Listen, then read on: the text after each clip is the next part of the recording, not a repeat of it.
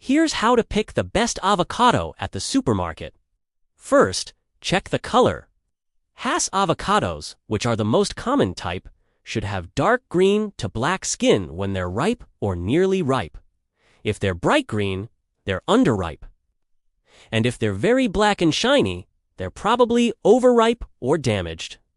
Or if you're not quite ready to eat them yet, you can store them in the refrigerator for up to 5 days. Next, gently squeeze them in your palm.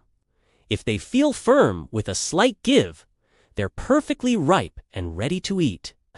If they're rock hard, they're not ripe yet, and you'll have to wait 3 to 5 days for them to ripen.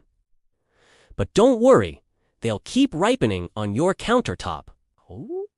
Just give them a gentle nudge every now and then. Once they're ripe, you can slice them open, scoop out the flesh, and enjoy. Follow these tips, and you'll be an avocado pro in no time.